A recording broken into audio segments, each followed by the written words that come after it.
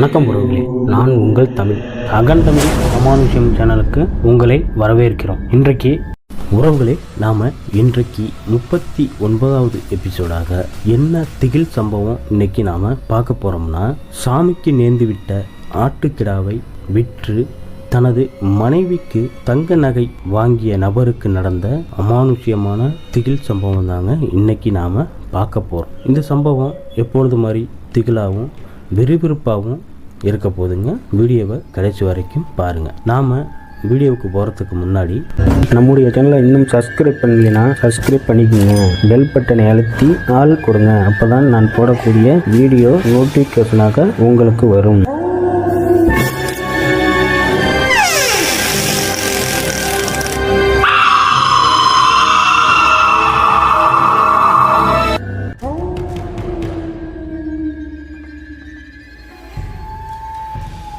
நம்ம சேனலை நிறைய பேர் சப்ஸ்கிரைப் பண்ணாமல் தான் பார்த்துட்ருக்கீங்க. கண்டிப்பாக சப்ஸ்கிரைப் பண்ணிடுங்க, லைக் பண்ணிடுங்க. அப்போ தான் நம்ம சேனல் மேலும் மேலும் வளர்வதற்கு உறுதுணையாக இருக்கும் என்பதை நான் உங்கள்கிட்ட சொல்லிக்கிறேங்க. வாங்க வீடியோக்குள்ளே போகலாம். உறவுகளே, இந்த சம்பவத்தை நம்மள்கிட்ட பகிர்ந்தது யாருன்னு கேட்டிங்கன்னா, கோவிந்தன் என்கின்ற பெரியவர் தாங்க இந்த சம்பவத்தை நம்மள்கிட்ட பகிர்ந்தார். இந்த சம்பவம் எங்கே நடக்குதுன்னு கேட்டிங்கன்னா, தமிழ்நாட்டில் உள்ள ஒரு அழகிய கிராமத்தில் தாங்க இந்த சம்பவம் நடக்குது. ஒரு சில காரணத்தினால ஊர் பெயரை சொல்ல வேணாம் கேட்டுக்கிட்டாருங்க. இந்த சம்பவம் எப்போ நடக்குதுன்னு கேட்டிங்கன்னா, 80ஆம் காலகட்டத்தில் நடந்திருக்குங்க. இந்த சம்பவம் ஐயா கோவிந்தனுக்கு நடந்ததா அப்படின்னு கேட்டிங்கன்னா இல்லைங்க, அவர் கிராமத்தில் உள்ள ஒரு நபருக்கு நடந்ததா நம்மள்கிட்ட சொல்லியிருக்காருங்க. 70-80 காலகட்டத்தில் பார்த்தீங்கன்னா அமானுஷ்யத்துக்கும் திகிலான சம்பவத்துக்கும் பஞ்சமே இருக்காதுங்க. இப்போ உள்ள காலகட்டத்துக்கு ஒரு சில இடத்துல நடந்தாலுமே 70-80 அந்த காலகட்டத்தில் நிறையாவே திகில் சம்பவம் நடக்குமாங்க. சாமி மனிதன் உருவத்தில் வந்து நேரடியாகவே பேசுங்கிற மாதிரி நமது ஐயா கோவிந்தன் சொல்லியிருக்காருங்க. இந்த சம்பவம் யாருக்கு நடக்குது அப்படின்னு கேட்டிங்கன்னா, அவர் கிராமத்தில் உள்ள கலியன் என்கின்ற ஐயாவுக்கு தாங்க நடந்திருக்கு. கலியனை பற்றி சொல்லணும்னா, அவருடைய மனைவி மட்டும்தாங்க அவங்க வீட்டில் இருக்கிறாங்க. பசங்களாம் யாரும் கிடையாது. அப்படி இருக்கும் பொழுது அவர் என்ன வேலை பார்க்குறாருன்னு பார்த்தீங்கன்னா, ரைஸ் மில்லில் ஆப்ரேட்டராக இருக்காருங்க. அந்த கிராமத்தில் அவரை எப்படி சொல்லி கூப்பிடுவாங்கன்னா, மில்லு டிரைவருங்கிற மாதிரி தாங்க அவரை வந்து கூப்பிடுவாங்க. அப்படி சொன்னால் தான் எல்லாருக்குமே தெரியுங்கிற மாதிரி இருக்குங்க. பேரை சொல்லி கேட்டால் அந்த அளவுக்கு யாருக்கும் தெரியாதாங்க. அவங்க வீட்டில் ஒரு ஆடு ஒன்று வளர்த்துருக்குறாங்க. அந்த ஆடு பார்த்தீங்கன்னா 2 குட்டிகள் போடுதுங்க. 2மே கெடா குட்டியாக இருக்குது. 2 குட்டியுமே ஓரளவுக்கு வளர்ந்தோன்னே அவங்க மனைவி என்ன பண்ணுறாங்க, ஒரு கெடா குட்டியை அவங்க பக்கத்தில் இருக்கிற ஐயனார் கோயிலுக்கு நேர்த்தி விடுறாங்க. ஒரு குட்டியை அவங்களே வளர்த்துக்கிட்டு இருக்காங்க. 2மே அவங்க தான் வளர்க்குறாங்க. ஆனால் ஒரு கெடா குட்டியை கோயிலுக்கு நேர்ந்து விட்டுட்டாங்க. இப்படியே மாதங்கள் போகுதுங்க.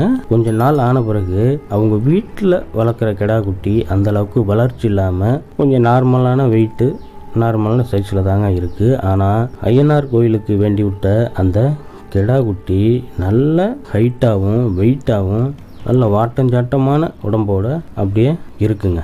இதை பார்த்தோன்னா இவருக்கு ஆச்சரியம், என்னடா அது, நம்ம வீட்டில் 2மே ஒன்றா தான் குட்டி போட்டது, இந்த ஆட்டுக்குட்டி மட்டும் நல்லா ஹைட்டாக வளர்ந்து இவ்வளோ சதப்பிடிப்போடு இருக்குது, நம்மள்கிட்ட இருக்கிற ஆட்டுக்குட்டி வந்து அந்த அளவுக்கு சதப்பிடிப்பு இல்லைன்னு சொல்லிட்டு இவர் என்ன பண்ணியிருக்காரு யோசிச்சுக்கிட்டே, சாமிக்கு அதாவது ஐயனார் கோயிலுக்கு நேர்ந்து விட்ட அந்த கெடாவை பிடிச்சிட்டு போயிட்டு விற்றுட்டு அவருடைய மனைவிக்கு நகை வாங்கி கொடுத்துருக்கிறாரு. அவங்களும் கேட்டிருக்கிறாங்க, ஏது இந்த நகை என்னான்னு கேட்டோன்னா, நம்ம கெடா குட்டியை விற்றேன் ஆனோன்னா, கெடா குட்டி தான் இந்த இங்கே நிற்கிது, இந்த பணம் ஏதுன்னொன்னே இன்னொரு கெடா குட்டின்னதில் அதை கொண்ட விற்றுட்டேன். அவங்க மனைவி திட்டி இருக்கிறாங்க, இன்னும் கோயிலுக்கு நேர்ந்து விட்டதை போயிட்டு இது மாதிரி விற்றுருக்கியே, என்ன நடக்க போகுதுன்னு தெரியல, போகல வரலன்ட்டு பெரிய சண்டைலாம் போட்டிருக்காங்க. அதுக்கப்புறம் நார்மல் ஆகிட்டாங்க, எந்த ஒரு பிரச்சனையும் இல்லாமல் அப்படியே போயிட்டுருக்குங்க. இவர் வந்து பார்த்திங்கன்னா அப்போ உள்ள ஆளுங்கிறதுனால அவருக்கு அந்தளவுக்கு எந்த ஒரு பயமும் எதுவும் கிடையாதுங்க. எது நடந்தாலும் பார்த்துக்கலாம்ங்கிற மாதிரி பயம் இல்லாமையே போயிட்டுருக்காரு. அன்னைக்கு இரவு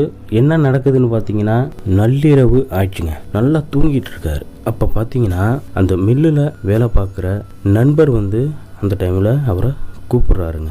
என்ன சொல்லி கூப்பிட்றாருன்னு பார்த்தீங்கன்னா, கலியா ஏந்திரா, நீ என்ன இன்னைக்கு நேரத்தோடு போகணும்னு சொல்லிட்டு எழுப்ப சொன்னீல, என்ன இன்னும் தூங்கிட்டு இருக்க, ஏந்தர்றான்ட்டு ஒரு மாதிரி அதட்டுற பாணியில கூப்பிட்டு இருக்காருங்க.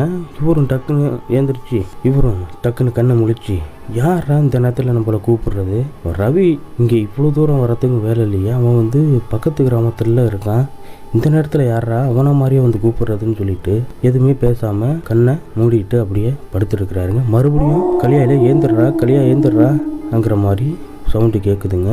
இவரும் பேரை சொல்லி கூப்பிட்டோன்னே யார் என்னன்னு கேட்டோன்னே இவர் சொல்கிறாருங்க, அந்தாண்டா உன் கூட வேலை பார்க்குற ரவி வந்திருக்கேன், ஏந்திரா வேலைக்கு போவோம். எந்த ஒரு பதிலும் சொல்லாமல் அமைதியாக படுத்துருக்காருங்க. அவரும் அதட்டுற பாணியில் கூப்பிட்டுக்கிட்டே இருக்காருங்க. கிட்டத்தட்ட ஒரு 10 நிமிஷம் ஆயிருக்கும். கூப்பிட்டு பார்த்துட்டு அமைதி ஆகிட்டாருங்க. அதுக்கப்புறம் வெளியில் எந்த ஒரு சவுண்டுமே வரலங்க. இவரும் சரி என்னவா இருக்கும்னு சொல்லிட்டு எழுந்திரிச்சு அவங்க கதவுக்கு பக்கத்துல ஒரு சின்ன ஜன்னல் இருக்குங்க.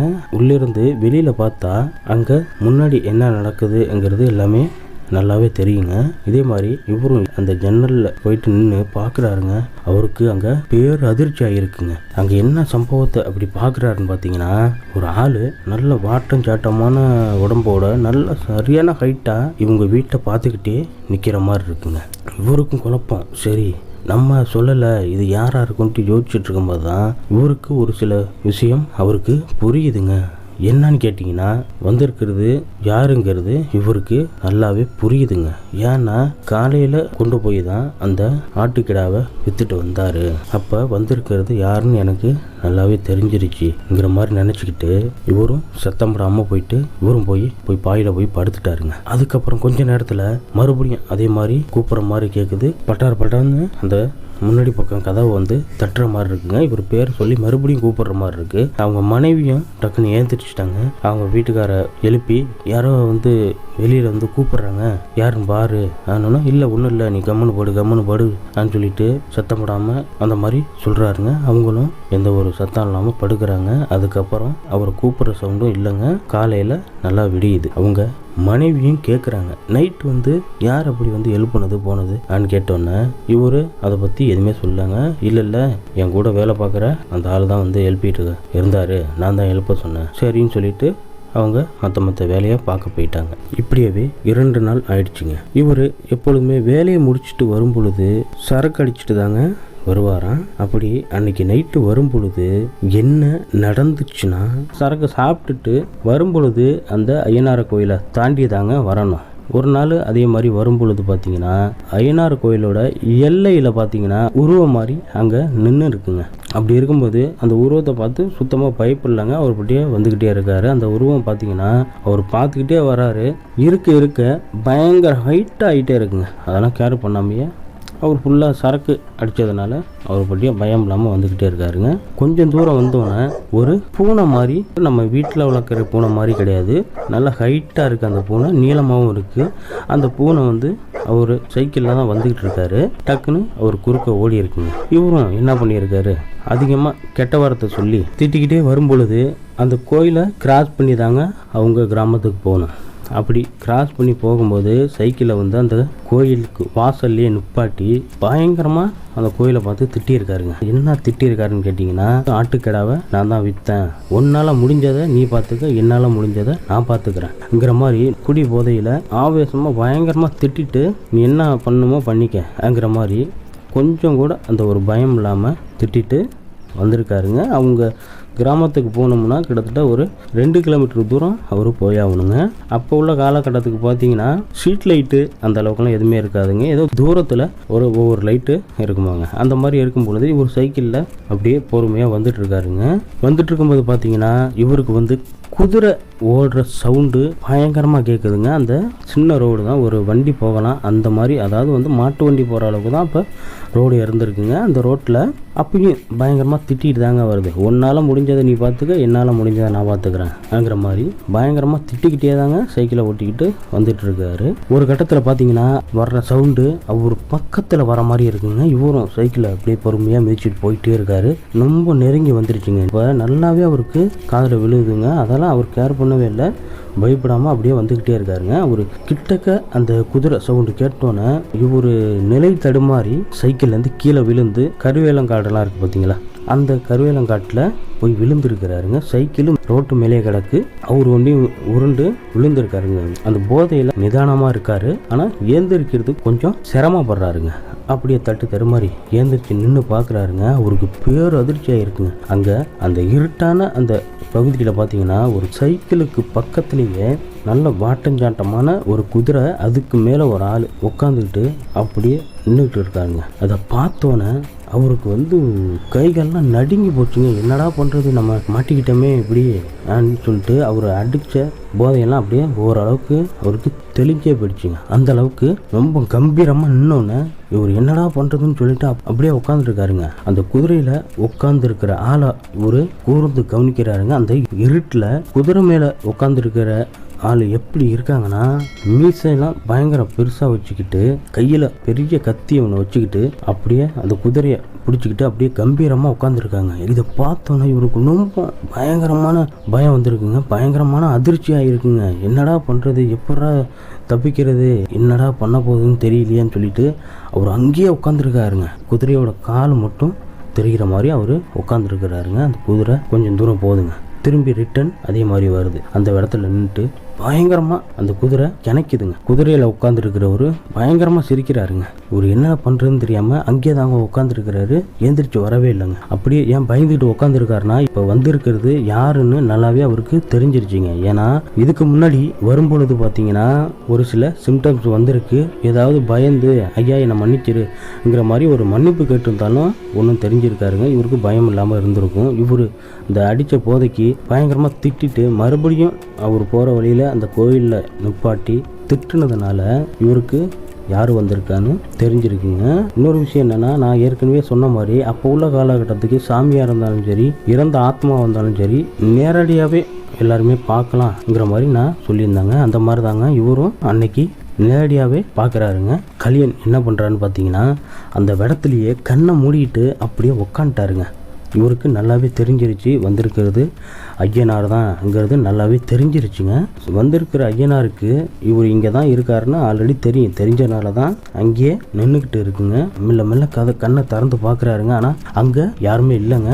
இவரும் கொஞ்சம் மனசில் தைரியத்தை வர வச்சுட்டு ஏந்திரிக்கிறாருங்க. ஏந்திரிச்சு சைக்கிள் எடுத்துக்கிட்டு இன்னும் கொஞ்சம் தூரம் போகும்பொழுது அதே மாதிரி இவருக்கு குதிரை வர்ற சவுண்டு கேட்குதுங்க. அவருக்கு பயங்கரமாக கேட்குதுங்க. கிட்ட நெருங்க இவருக்கு ரொம்ப பயம் ஆயிடுச்சுங்க. போகிற வழி எல்லாமே ரெண்டு பக்கமும் கருவேலங்காடு. சைக்கிளில் வந்துட்டு இருக்காருங்க. அவர் பக்கத்தில் அந்த சவுண்டு கேட்டோன்னா சைக்கிளை அப்படியே அந்த ரோட்லேயே கீழே போட்டுட்டு அந்த கருவேலம் காட்டுக்குள்ளே போயிட்டு ஒளிஞ்சிக்கிட்டு இருக்காருங்க. மறுபடியும் அந்த குதிரை அங்கே நிற்கிதுங்க. பழைய மாதிரியே குதிரை பயங்கரமாக கிணக்குதுங்க. மேலே உட்காந்துருக்கிற ஐயனாரும் என்ன சொல்கிறாருன்னு பார்த்தீங்கன்னா, என்னுடைய பொருளை நீ எடுத்துக்கிட்டு எனக்கே நீ சவால் வர்றியா, உனக்கு என்ன நடக்கும் பாடுறாங்கிற மாதிரி ஆவேசமா சொல்லிட்டு குதிரையில சரியான பாஸ்டா போய் ஒரு குறிப்பிட்ட இடத்துல போனோன்னா அந்த குதிரை அப்படியே மறைஞ்சு போகுதுங்க. இவரும் பொறுமையா ஏந்திரிச்சு சைக்கிள் எடுத்துக்கிட்டு சரியான பாஸ்டா மிதிச்சிருக்காருங்க வீட்டுக்கு போறதுக்காக. ஒரு 2-3 மணி இருக்குமாங்க அவர் வீட்டுக்கு போகும் பொழுது. வீட்டை போயிட்டு கதவு தட்டும் பொழுது அவங்க மனைவி கேட்டுருக்குறாங்க, இவ்வளவு நேரம் எங்க போன என்ன ஏதுன்னு கேட்டோன்னா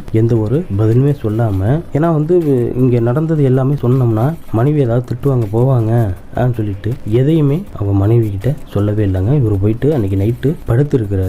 காலையில நல்லா விடிஞ்சிருச்சுங்க. அவங்க மனைவி என்னடா இந்த மனுஷன் இன்னும் தூங்கிட்டு இருக்காரு, காலையிலேயே எழுந்திரிச்சிருவாரு, மில்லுக்கு போகணுமே, இன்னும் தூங்கிட்டு இருக்காருங்கிற மாதிரி இவங்க நினைச்சிட்டு போய் எழுப்புறாங்க. ஏந்திரிக்க முடியலங்க. அவரால் உடம்புலாம் அடிச்சு போட்ட மாதிரி படுத்திருக்கிறாரு.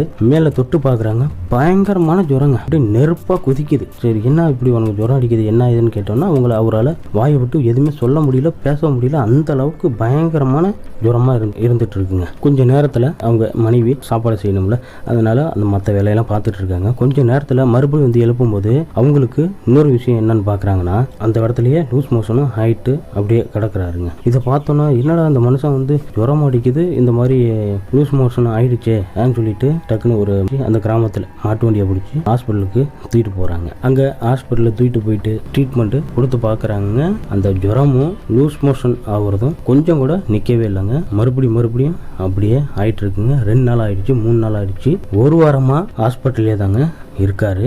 6வது நாள் தாங்க அவங்க மனைவியை கூப்பிட்டு இந்த மாதிரிலாம் நடந்தது, நான் கோயிலுக்கு நேர்ந்த அந்த கெடாவை விற்று 2 நாள் கழிச்சு நான் வந்துட்டு இருக்கும் பொழுது அன்னைக்கு நைட்டு நான் படுத்தேன்னா அன்னைக்கு நேரடியாகவே ஐயனாரை பார்த்தேன், என்னுடைய பொருளை நீ எடுத்துக்கிட்ட, உனக்கு என்ன நடக்கும் பாடுறா சொல்லிட்டு போனது ஆன்னு சொன்னோன்னா இவங்களால என்ன பண்ணுறதுன்னு தெரியல, அழுகுறாங்க. என்னடா ஏன் இப்படிலாம் பண்ண போன வந்த அந்த கோயிலே போயிட்டு மன்னிப்பு மாதிரி கேட்கலாம்ங்கிற மாதிரி நினைச்சிட்டு இருக்கும் பொழுது 7வது நாள் காலையிலேயே கலியனும் இறந்தும் போறாருங்க. ஹாஸ்பிட்டல்லேருந்து அவங்க கிராமத்துக்கு எடுத்துட்டு வந்துட்டாங்க. உங்க கிராமத்துல எல்லாருக்குமே ஆச்சரியம், என்ன நல்லா இருந்தவர் திடீர்னு எப்படி இந்த மாதிரி ஆனது, ஏன் இப்படி ஆனது போனது எல்லாருக்குமே பெரிய ஆச்சரியமா இருக்கு. என்ன நடந்தது, என்ன திடீர்னு எப்படி இறந்து போனாது, நல்லா தான் இருந்தாரு, ஒரு வாரத்தில் இப்படி இறந்து போயிட்டாரு அப்படின்னா இந்த செய்தி ஒரு சில பேருக்கு அவங்க மனைவி சொல்லி இருக்கிறாங்க. செய்தி பார்த்தீங்கன்னா கிராமம் முழுவதும் அப்படியே பரவி இருக்குங்க. இவரு நேர்ந்து விட்ட ஆட்டுக்குட்டியை வித்ததுனால ஐயனாரே நேரா பேசியிருக்காருங்க. அந்த கிராமம் முழுவதுமே கிட்டத்தட்ட 1 வருஷ காலம் வரைக்கும் இந்த பேச்சு தாங்க ஓடி இருக்கு. அப்பொழுது பாத்தீங்கன்னா நமது ஐயா அவருக்கு என்ன வயதுன்னு பாத்தீங்கன்னா 25 வயது ஆயிருக்குங்க. அப்பதாங்க அந்த கிராமத்துல இந்த மாதிரி சம்பவம் ஒன்று நடந்திருக்குங்க. கோவிந்தன் ஐயா நம்மள்கிட்ட இந்த சம்பவத்தை பகிர்ந்தாருங்க. கோவிந்தன் ஐயா இன்னொரு விஷயமும் என்ன சொல்றாருன்னு பார்த்தீங்கன்னா, இவர் தெரியாதனமா ஆட்டுக்கிடாவை வித்தாலுமே அவர் வரும்பொழுது நிறையா விஷயங்கள் அவருக்கு சிம்டம்ஸ் எல்லாம் நிறையா தெரிஞ்சிருக்கு. ஏன்னா நான் சின்ன பிள்ளையா இருக்கும் போதே நான் இந்த வயக்காட்டு வேலைக்கெல்லாம் போகும் பொழுதெல்லாம் நைட்டு அந்த மாதிரி எங்கேயாவது போயிட்டு கொஞ்சம் நள்ளிரவு டைம்லலாம் வந்திருந்தேன்னா நானே பார்த்துருக்கேன். எப்படின்னா நான் ஒரு 30-40 வயசு இருக்கும் பொழுது ஒரு குறிப்பிட்ட இடத்துல பார்த்தோம்னா நான் தனியாக வந்தேன்னா இந்த மாதிரி சம்பவம்லாம் நானும் பார்ப்பேங்க. அப்போ என்ன பண்ணுவேன், ஐயனாரப்பா நீ தான் என்ன காப்பாற்றணும்னு சொன்னோம்னா எந்த ஒரு சேட்டையும் பண்ணாமல் அவங்க பட்டியே போயிட்டு இருப்பாங்க. எந்த மாதிரி சம்பவத்தெல்லாம் பார்ப்போன்னா அவங்களுடைய வழித்தடம் இருக்கும். அந்த வழித்தடத்தில் பார்த்தோம்னா பந்தத்தை கொளுத்திக்கிட்டு ஒரு ஆள் போகிற மாதிரியே இருக்கும். அப்புறம் பார்த்தீங்கன்னா கொஞ்சம் தூரத்தில் பார்த்தீங்கன்னா ஒரு உருவம் நம்ம நார்மல் மனுஷன் மாதிரியே இருக்காது, 2 தண்டி மரம் உயரம் ஒரு ஆள் நிற்கிற மாதிரியே இருக்கும். அப்போல்லாம் பார்த்தோம்னா நான்லாம் ஐயனாரப்பா நீ தான் என்னை காப்பாற்றணுங்கிற மாதிரி நான் சொல்லிக்கிட்டு வந்துக்கிட்டு தான் இருப்போம். எந்த ஒரு பிரச்சனையும் இருக்காது. அதே போல் கலியன் என்ன பண்ணியிருக்கலான்னு பார்த்தீங்கன்னா அந்த ஆட்டுக்கடாவை விற்றாலுமே போயிட்டு மன்னிப்பு கேட்டுட்டு வேற ஆட்டுக்கடா ஒன்று நேர்ந்து விற்றுந்தா கூட இவ்வளோ பிரச்சனை ஆகியிருக்காதுங்க. இவர் குடிபோதையில் பயங்கரமாக அந்த நான் சொன்ன மாதிரி உருவம்லாம் தெரியும் பொழுது கெட்ட வார்த்தை சொல்லி பயங்கரமா திட்டி இருக்காரு. இதனால ரொம்ப கோவப்பட்டு அவருக்கு இந்த மாதிரி ஒரு கதி ஆயிருக்குங்கிற மாதிரி நம்மள்கிட்ட சொல்லி முடிச்சாருங்க கோவிந்தன் ஐயா. அவருக்கு ஒரு நன்றியை சொல்லிக்கலாங்க. இந்த சம்பவம் எப்படி இருந்துச்சுன்னு கமெண்ட் பாக்ஸில் பதிவிடுங்க. இந்த சம்பவம் உங்களுக்கு பிடிச்சிருந்துச்சுன்னா லைக் பண்ணுங்க, ஷேர் பண்ணுங்க, மறக்காம சப்ஸ்கிரைப் பண்ணிடுங்க. அப்போ தான் நம்மளுடைய சேனல் மேலும் மேலும் வளர்வதற்கு ஒரு உறுதுணையாக இருக்கும் என்பதை தெரிவிச்சுக்கிறேன் உறவுகளே. இதுபோல இன்னொரு அமானுஷ்ய திகில் சம்பவத்தில் சந்திக்கும் வரை உங்களிடமிருந்து விடைபெறுவது நான் உங்கள் தமிழ். நன்றி உறவுகளே.